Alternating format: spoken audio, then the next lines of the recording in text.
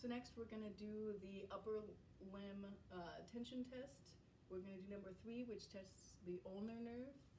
Ulnar nerve has contributions from C8 and T1 of the brachial plexus of the spinal nerves. It runs the medial aspect of the arm. It goes into the cubital tunnel and then runs into the hand,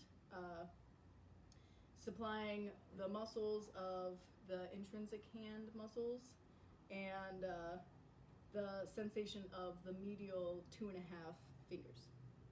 So a reason to test to perform this test is if the patient describes numbness and tingling or weakness of their grip. So first we're gonna depress the shoulder. It's important to ask the patient and assess their symptoms before every edition of the test. So, do you have any reproduction of symptoms? No. So then you're gonna abduct the arm. Any symptoms? No. Then you're gonna externally rotate the arm. I'm gonna use my thigh to help stabilize. No. And then you're going to pronate, which looks like this. Pronate the hand. And No. so then you're gonna extend the wrist and fingers. No. And then bring into flexion. Yes. All right. So then you can also use this test as a treatment. So you'll come out of where she feels the symptoms, and then you can move into it. And it passively, so you don't do it, don't move, let me move you.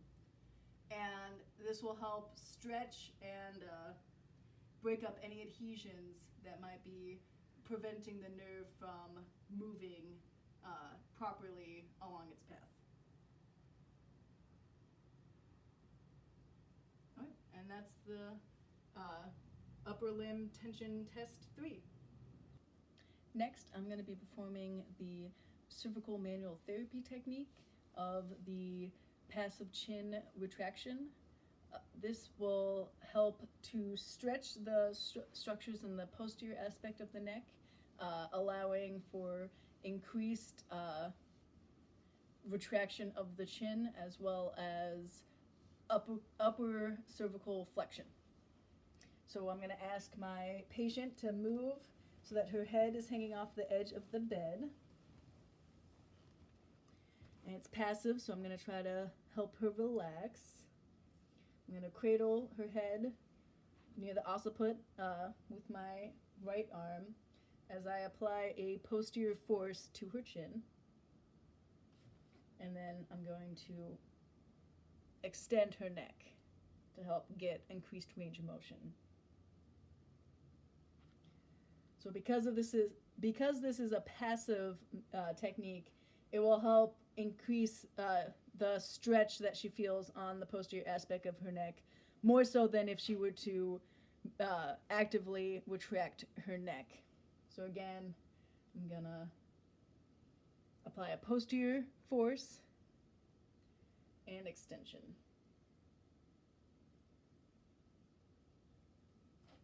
All right. Next, we're going to be looking at cervical radiculopathy special tests. So I'm going to be doing the Spurling's compression test. So first, I'm going to ask the patient to sit like normal and ask, do they have any symptoms in their neck? No. All right. And let's say she has been experiencing pain on the right side of her neck. So I'm going to have her flex to her right, and then ask again, do you have any symptoms? No. All right. So if she had said yes, it would have been a positive test right there, but since she said no, I will continue with the test. So I'm going to do a axial compression, and then ask her again, do you have symptoms? No. If she had said yes, it would have been positive because if she had experienced a reproduction of her pain due to that compression, because that's further closing off that side of her neck that could be causing the pain. So that is the Spurling's compression test. So next I'm going to assess for cervical instability.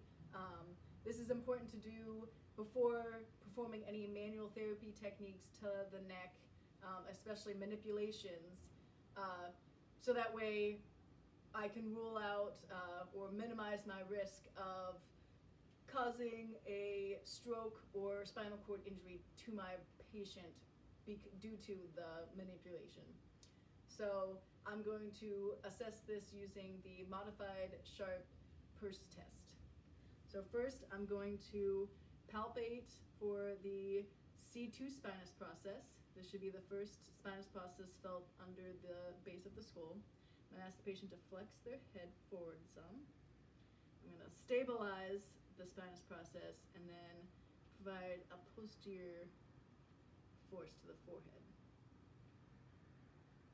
And what I am checking for is both the patient stating that she feels that her neck is unstable during this test, as well as me palpating the translation, because if the neck and the ligaments are intact and strong, then I should not have excessive translation felt at the second spinous process. So that is the modified sharp purse test. So next, I'm going to be performing a special test for thoracic outlet syndrome. This is a condition where the brachial plexus or the vascular supply to the upper extremity is either is affected somehow. Either there's two categories of being vascular or neurogenic. So the vascular could be either venous or arterial involvement, and then the neurogenic could be either true or disputed. So we're going to be doing the Roos test. So I'm going to ask the patient to abduct their arms to 90 degrees. Yep. And then you're going to rapidly open and close their hands. And they're asked to hold this position for 1 minute. So fast forward to a minute, because mom doesn't want to hold this position that long. So what we're looking for is reproduction of their symptoms. So depending on which type of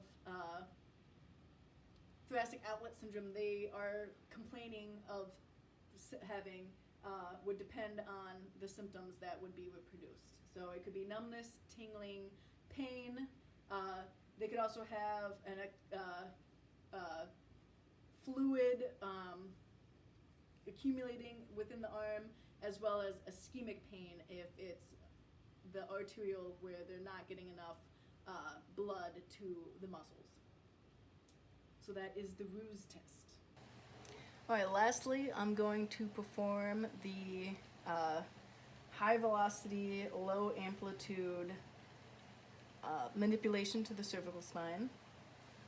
So first and foremost, I'm going to educate the patient on the risks of performing this manipulation, and then receive informed consent from the patient. So some of the risks that could be involved with this manipulation include vertebral artery stroke, or a dislocation or spinal cord injury. So one thing that I've already done previously during this checkoff was assessed the instability, or assess the level of stability of the cervical spine. And that's important, as well as taking into account risk factors including age, osteoporosis, and patient history. So if a patient has a history of a motor vehicle accident or fall from a height, or complains of a sensation of feeling like their neck is unstable, or is going to fall off of their head is going to fall off their neck, those are all signs that you should not perform a manipulation. So do I have your consent to perform this manipulation? Yes. And what I'm starting with is to help promote relaxation of my patient is a manual muscle massage. Just get them relaxed and comfortable with my hands being around their neck. Next, I'm going to find the C7 prominence,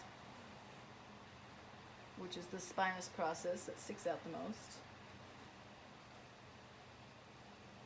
And then I'm going to move up 2